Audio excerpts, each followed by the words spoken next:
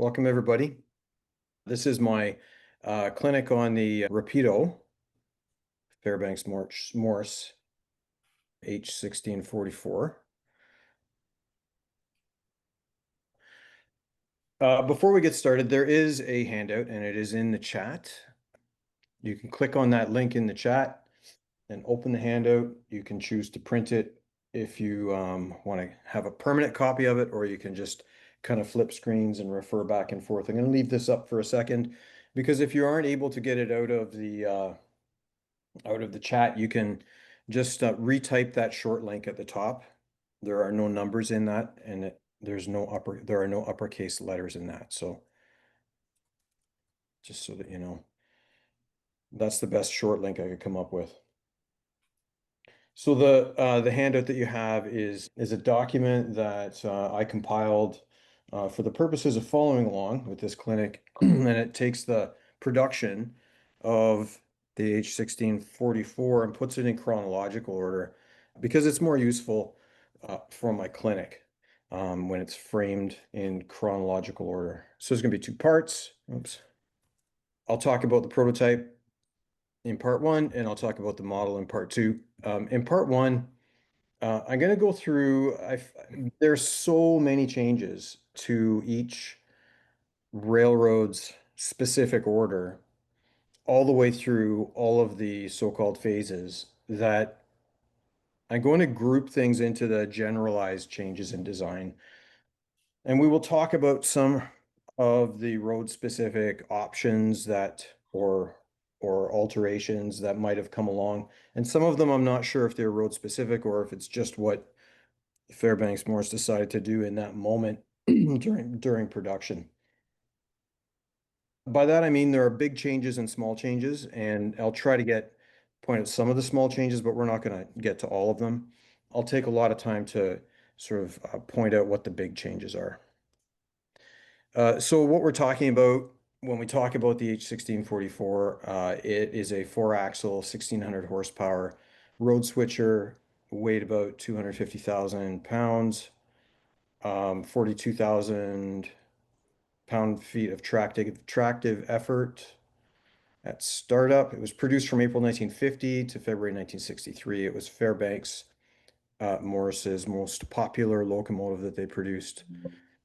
It is functionally comparable to a GP7 918 or an Alco RS11. So it's a very similar locomotive. It was in direct competition with those two and a couple others, but mainly those two. And it was, I didn't already say this, it was the most popular locomotive that they produced. We sold the most of them. So this is a good place to start. Production started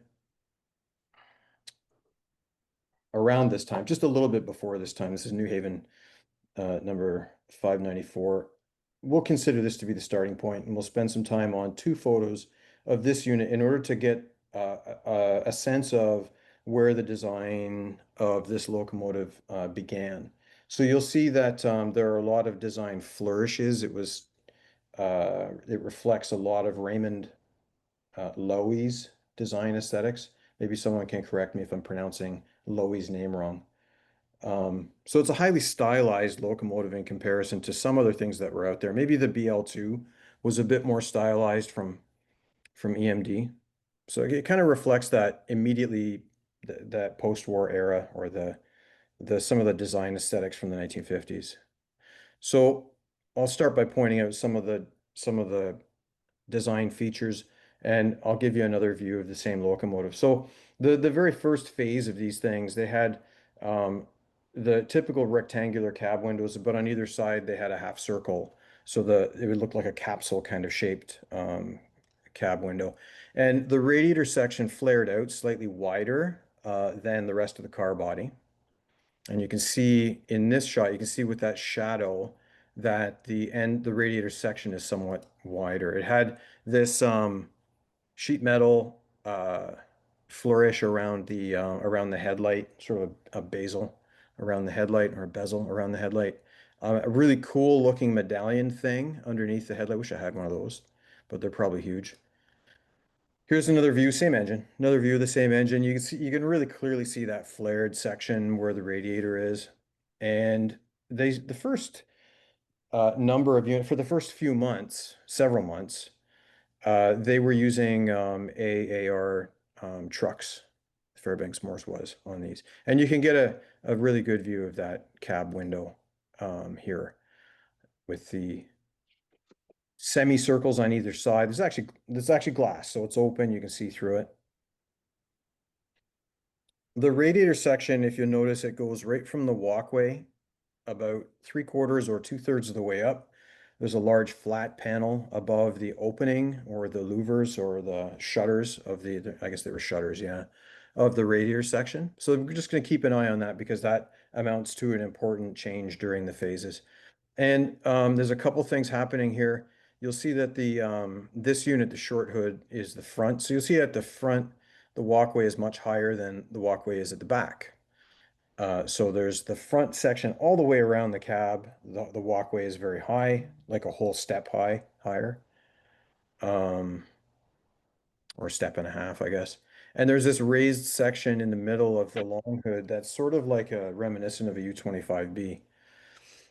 Um, so we're just going to watch some of these features as they change. Here's a New York Central example of a similar engine, a similar era.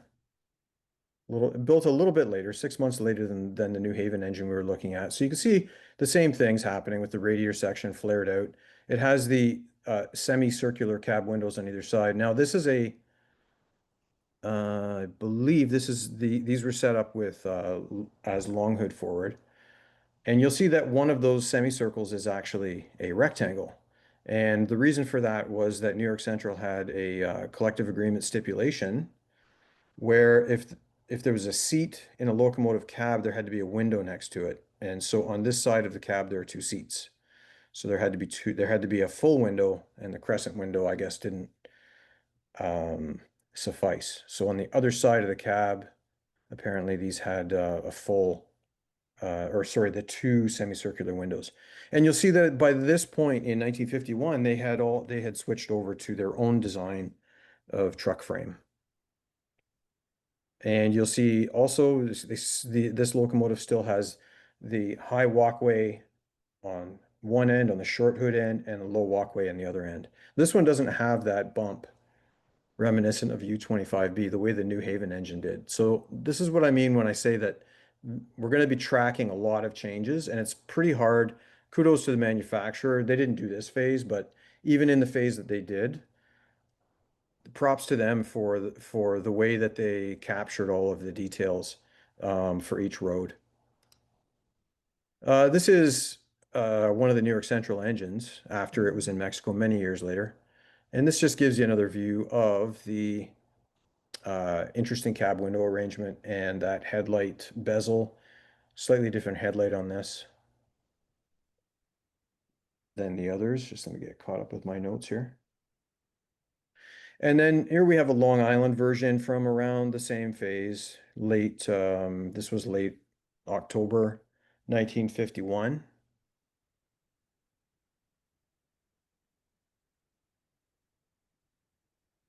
So you'll notice that in the side sill, there's notches along the bottom to make space for the brake cylinders to swivel. And there's also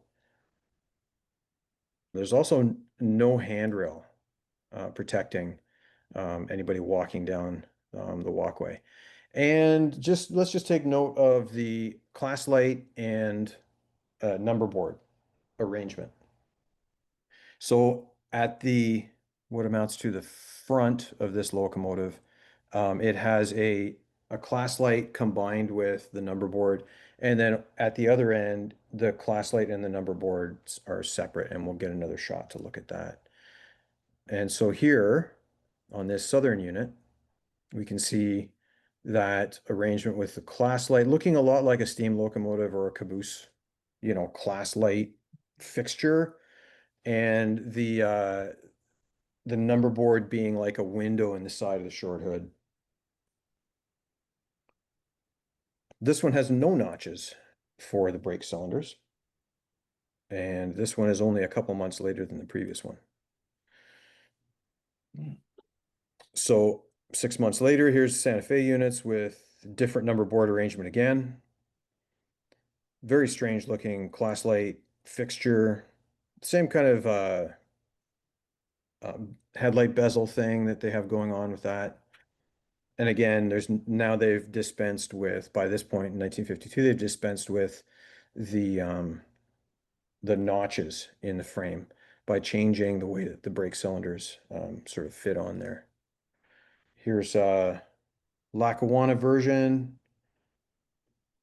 Again, you can see the number boards at one end, different from the number boards at the other.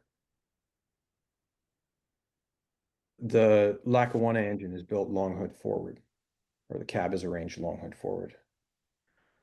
And this is a good shot to illustrate how the MU equipment is different for each railroad. So that's not really anything that we could discuss as a phase difference or anything like that. It's just the railroad's preference.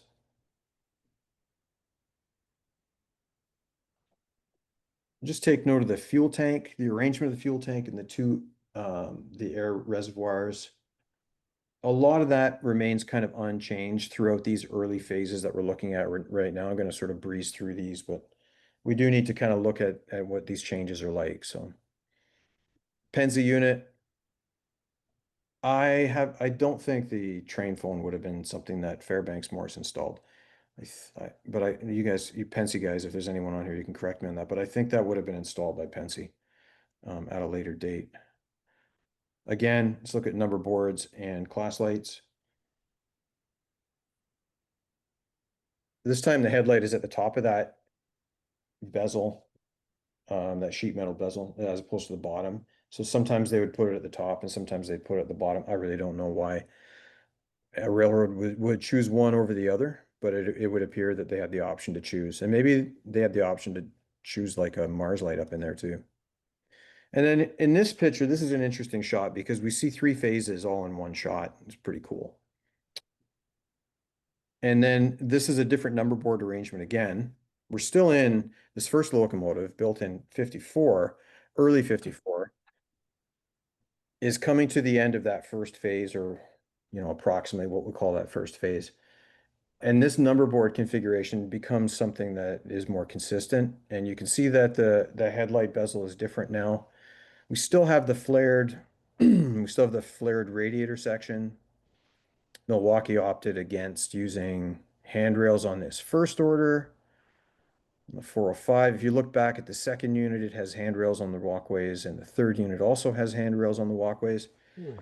We'll take a second here to look at a couple of other interesting things of note in this photo because all three of these were built, sort of represent the three.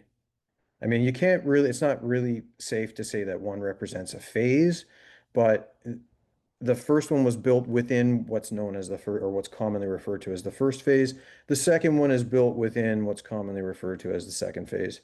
The elevated section on the walkway, the second one is the giveaway. It's a lot longer. You can see that there's also changes in the louver patterns.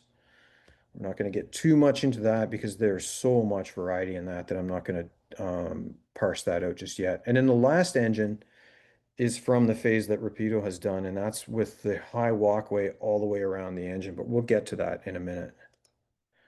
And that's what that's illustrating. Those three arrows are sort of pointing to the three different configurations of the walkway along the long hood. So again, this is a really challenging model to represent well. If you just, if a model manufacturer were, for instance, to come up with one set of tooling and then put a bunch of different road names on it, I would hazard to guess they're wrong for all of them or maybe they're right for one of them and then wrong for all the rest. If you're just going to use tooling for one. We're into late 54 or middle to late 54 here. And there's a significant change happening here, and that is that the radiator fans on the roof, they change the configuration of the fans to angle them at 30 degrees. And so that means that that screen that wraps around the roof and onto the sides, it now occupies some of that space that I pointed out earlier is like a big flat space on the top quarter or top third. So this is a significant change as well. And then we've left behind the fancy headlight thing by mid to late 1954. N&W has done a really interesting thing in that the walkway at the end is elevated. So we talked about that earlier, where the short hood end walkway is tall and the long hood end walkway was low. And I guess, well, this was actually a Virginian unit. So a Virginian probably specified something to the effect of like they wanted to be able to MU these either end to end. So there was this elevated platform in the middle of the walkway there.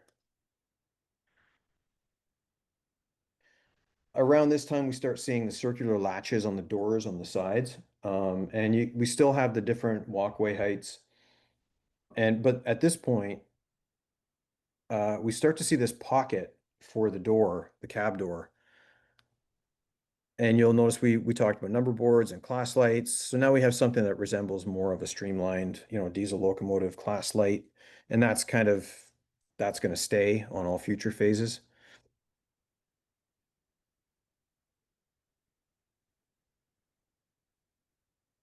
So here's another, this is pointing out the raised walkway so that the locomotives would be at the same height for walking between them.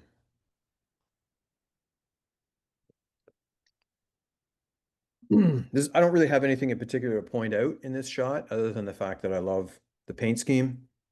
I think it's brilliant.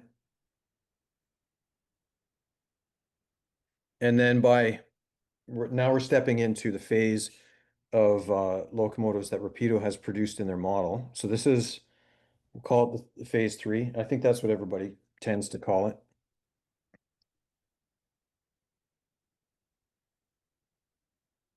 The walkway is the same height all the way around the engine now, which is, as Craig just pointed out, it's the same as the big Trainmaster, the big six-axle Trainmaster thing that they built.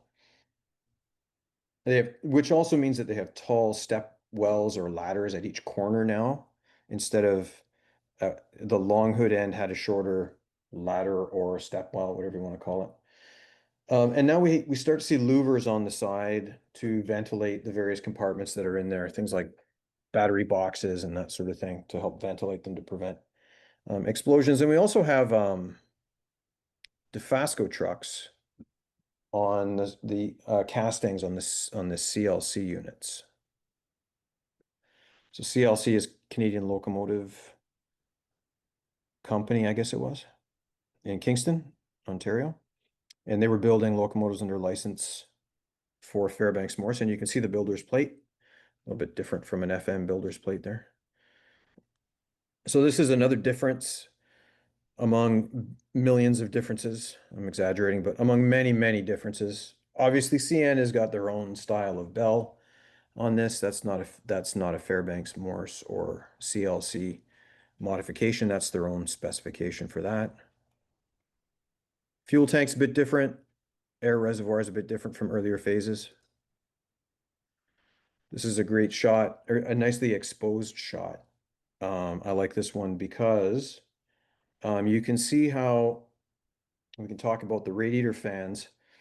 There were three fans, even though there was space for four. They put three fans in, and on CP for some reason they blanked out the section where there was no fan. On other roads, they just left it as a screen. And I would imagine that had to do with winterizing that space, perhaps, so that it wasn't a spot where you could collect a giant chunk of ice or something in the wintertime. I don't know that for a fact, but I'm just that's conjecture. There's some notches in the side sill now that account for the water fill for the water tanks. This is a boiler equipped engine.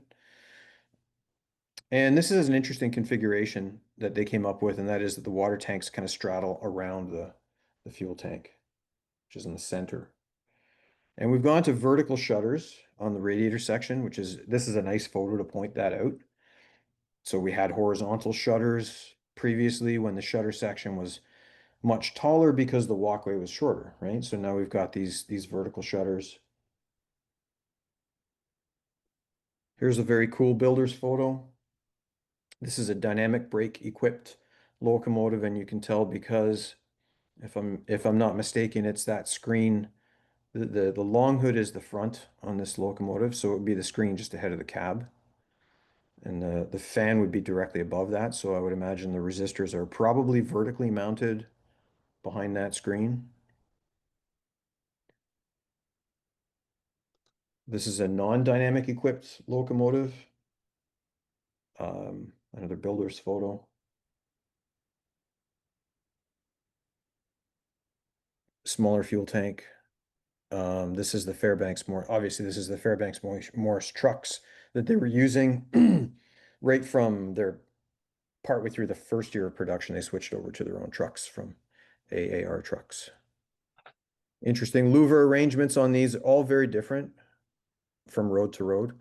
Well, not very different, but and there's enough difference that you know you'd have to kind of go with your specific photos to model your prototype.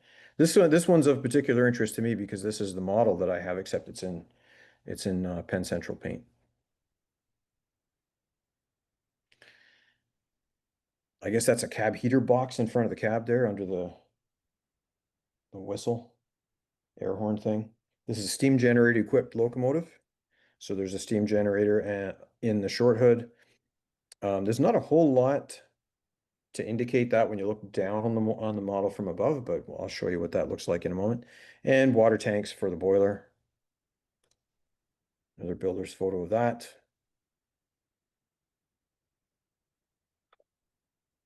Oh, here's something I really love about this. You can see daylight under the frame, between the frame and the fuel tank. So make a mental note of that.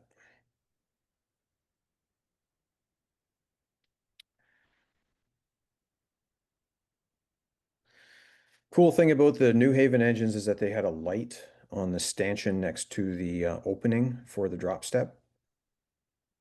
That's kind of neat.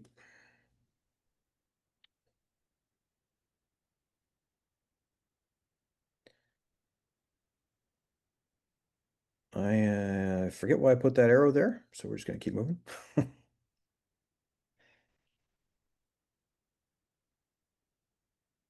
Another good shot of the New Haven engine because you get a really clear view of the pilot on this one.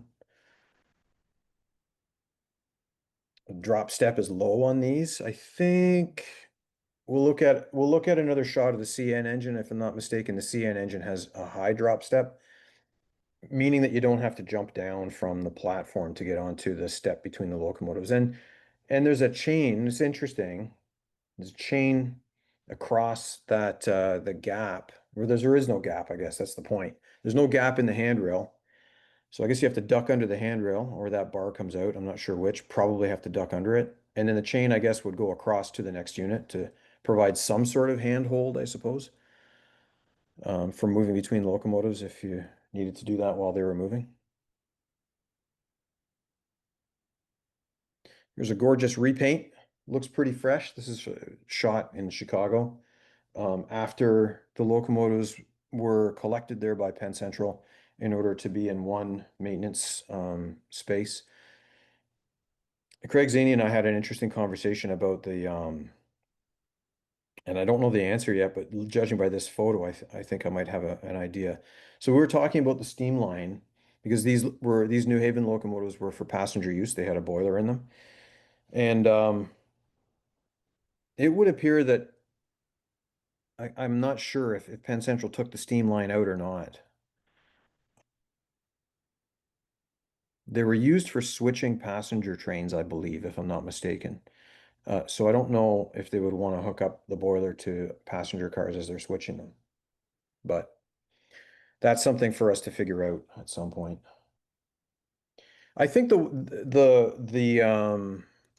walkway height on these locomotives, this is one of the things that I mean I've always thought this phase of these four axle Fairbanks-Morse units were just so cool because the high walkway makes them look brutish, but yet they're short, like not like the big train masters. They're short, kind of stubby looking, really, really stocky looking engines. This is a nicely exposed photo for getting a sense of the shape of the model that Rapido has depicted with theirs. And we can point out a couple things that we've been watching, right? Class lights, that's kind of the standard class light configuration now. Number boards, we're into that standard number board configuration. Here's CP unit. Again, this one's built by CLC in Kingston. Different look to the fuel tank, or sorry, to the tank. This is a boiler-equipped engine as well. So they've done something different with their water tank than the New Haven did. Builder's photo of the B&O prototype dynamic brake equipped. High mounted drop step, right? Small fuel tank, very small fuel tank in comparison. Same group of engines, but this one is just renumbered later on. So it's a newer photo. This photo's a bit wonky because of the way it's cropped off, but you can get a good shot, a good view of the DeFasco trucks, DeFasco truck castings. CP had several orders of these over time. So they showed up in a couple of or three different number ranges. In comparison to CN, their bell is typically or more typically mounted under the frame rather than the CN bell, which is up on top of the short hood, or was it the long hood? I forget if they're long hood forward now.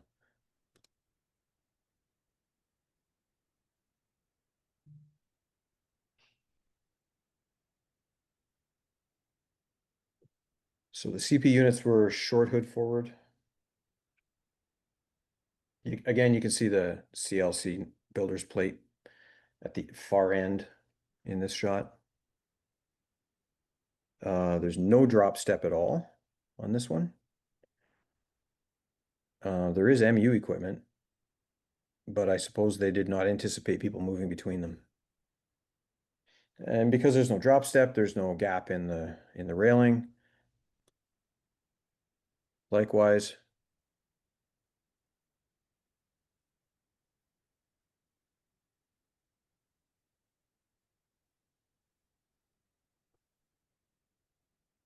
we're going to skip ahead now to 1960. So by this point in time, Fairbanks-Morse was not producing locomotives or these locomotives for sale to US or Canadian roads. So they'll produce a few in 60 and 62 and 63, I think. My handout will have that information on it. But they're only for export to Mexico. The Mexican roads had very colorful schemes back then.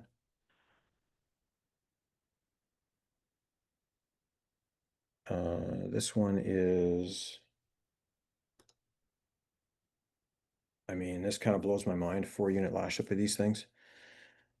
That's pretty awesome. I just put this photo in because I thought it was fantastic. You know, a 4-unit lash up of these brutish looking engines. I've never met anybody who models this era of Mexican railroading. And this was built in January of 63. So only 2 more units would be built after this one. So in the following month after, so in February of 63, they built 2 more and then they stopped production. And then I've got a couple of interesting shots. So this thing has a EMD prime mover in it. I think this is, maybe someone can help me out. I think this is an H15-44. I don't think this is an H6. Correct. Yeah. And it's been remotored or repowered by I forget who did it. It might have been EMD. They might have sent it to Yeah, EMD. those went back to EMD. Yeah. Yeah. I mean, how cool is that? That's pretty fantastic. And then this thing, come on now, chop nosing one of those things. It doesn't look terrible. I don't know. I've seen worse. Line's done some pretty obnoxious things to locomotives, so this isn't. So let's get into this. So broad strokes, my overall impression, the parts are all in the right place and proportionally accurate based on all the photos. I don't have drawings. I really love the way the contours and the curved surfaces are done on this model. And I've taken a lot of time to make sure that the light was such that you can see all of the really nicely contoured surfaces because I think they did a fantastic job on that. important things like all of the dimensional, the proportions between window openings and fuel tank and truck size, axle spacing, all of that matches up with photos, even when I lay them over top of, lay photos over top of photos of the model. Frame height is convincing. The model is just superbly proportioned. I'm also a huge fan of this prototype, and I was ecstatic when I started seeing the pre-production models at some of the RPMs that Dan Darnell had on the table. So let's get into some detail shots. Like, I want you to keep in mind while you're looking at these photos that you, with your naked eye, will never actually look at your models this close because these are really, really close photos. So this is the long hood end, obviously. The grills over the fan. I quite like the way they've done this. The fan detail underneath. As a person who likes to weather, I guess one of the things that I was hoping is that I could pull the fans out from underneath and weather them differently. I mean, that's a pretty minor I mean, I think that's a bit of an extreme expectation out of a manufacturer. It's just a wish that and I haven't actually pulled it apart yet to see if I can do that. Certainly not or a deal breaker. The shutters are depicted closed. The handrails, I can report, are really nicely rendered on this model. They're straight. The thickness is appropriate for everything, including the stanchions. I really love the tube fittings and the bracket bases. Just really, really nicely done, the door handles. This is the other end of the long hood. So this is the DB fan on the roof, the grill opening on the side. This is another view of the stanchions from above, right? And your air whistle, your New Haven air whistle. I like the way that the boxes for the louvers are, because there's a lot of variation with these boxes, the louver boxes that are high up on the locomotive's long hood. There's variation between prototypes, and I love the way that they were rendered on the model. Number boards are just really nicely done. I love this the way that they're printed on the back of the glazing. The number boards, of course, they light up separately. The headlights, the headlight has a dim function and a bright function, and the class lights can be toggled between off, white, green, and red, I believe.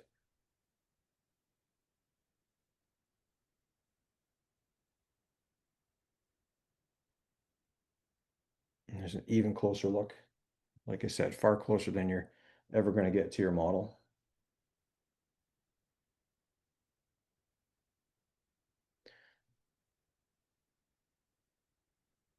Really nicely rendered and specifically done handbrake equipment, MU equipment.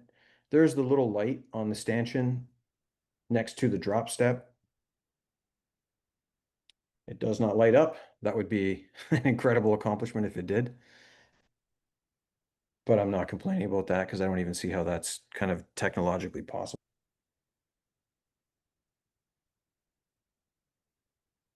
I haven't tried, but I just realized that I'm wondering if the drop step actually drops. I haven't tried to pull it down. I wonder if it hinges. And it only just occurred to me now looking at this photo. So there's the straight on front view.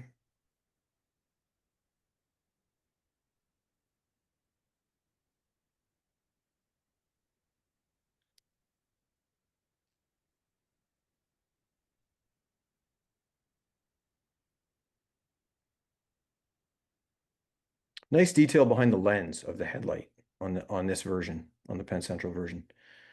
I only have the Penn Central version, but I'm going to guess that if the headlight was different on a different railroad's unit, that Rapido probably depicted it differently. They did. There you go. The interior is pretty fantastic, I have to say. It's tough to do interiors on models because you have to put the floor high, right? Higher than it would be prototypically. But all the stuff inside is at the right height, even though the floor is probably, I'm guessing, just a tiny bit higher than it's supposed to be, right? So you've got a little throttle stand in there. You've got control stand inside there.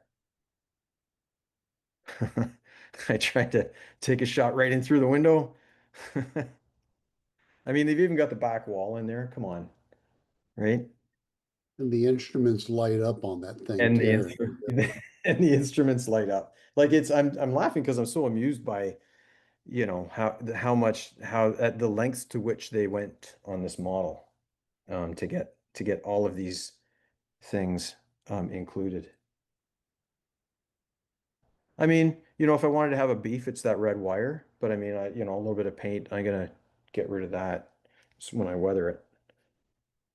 I'll show you an underside view in a couple of frames. So you get to see, I think, something that contributes to the effect um, of the way that the truck side frames are really nicely done. And in this, I love this. Check it out. You can see under the fuel tank, right? So they've got that opening just like on the prototype.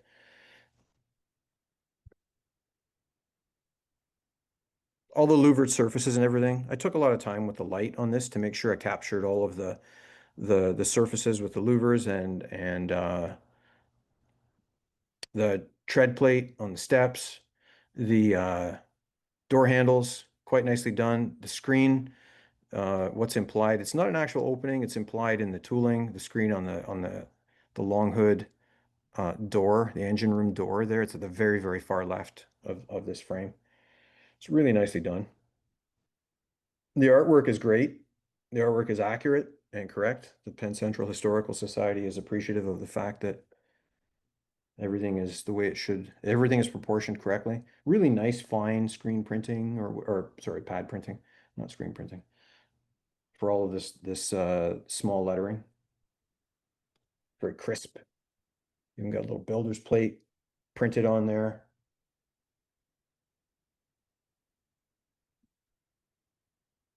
All of the small parts are proportioned appropriately. So like even that emergency fuel cutoff is the size that it appears to be in the photos anyway.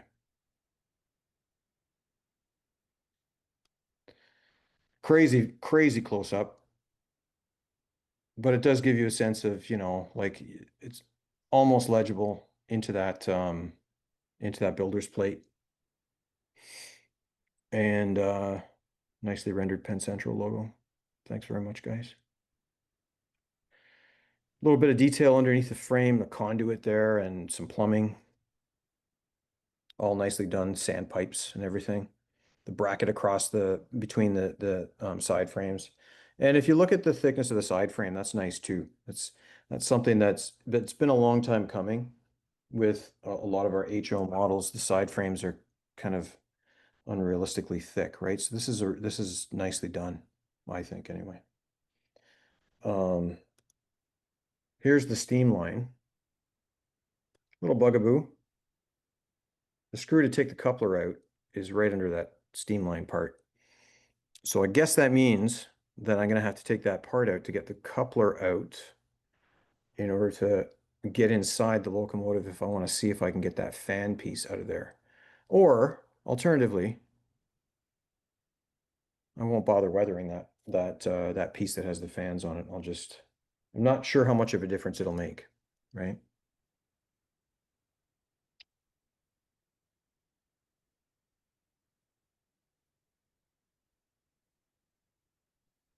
I don't have a video for you, but I can report that the sound is really good.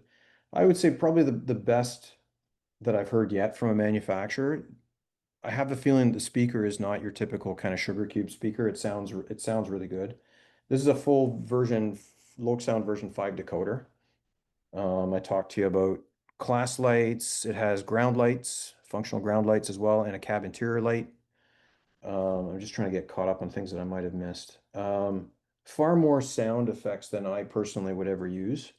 There's a lot of sound effects, but I mean that goes with, the Sound decoder has a ton of stuff in it.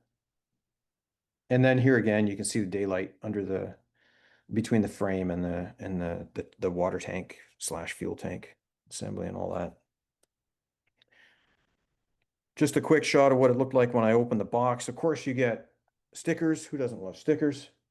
It's your typical clamshell packaging, right? And I think that's kind of industry standard now. The clamshell locomotive is cradled in there real nice, lots of foam around it. The manual is 24 pages if you include the front and back cover. It looks like, it's made to look like a Fairbanks-Morse product manual. The content is your standard fare for Rapido. It's written with that kind of lighthearted, almost irreverent voice. The locomotive weighs 417 grams or 14.7 ounces. And just for comparison, Rapido's RS11 weighs 400 grams, so 17 grams lighter, 14.1 ounces. Just this afternoon, I ran a 25 car train up a 2% grade and the loco with, and that there's like the train is always inside of two curves at least. And it had no trouble. Like it's a real strong puller. It's a really nice runner as well. So overall, my impressions is that this, I think, of all of the Rapido products I own, and of all of the Rapido products I've had an opportunity to take a close look at, this, I think this is their high. This is a benchmark product for them. It's the best thing I've seen them produce. It's spectacular, fantastic model. So happy that, and I've always been a big fan of this model, even though of this particular locomotive, even though I can't really use it on my layout because the Penn Central engines were permanently assigned to Chicago almost right away after the merger to, like I said, to switch the passenger terminal there. And but it doesn't, I'm tempted to go out and buy the Milwaukee engine too. That's how much I like it, even though I can't use that either.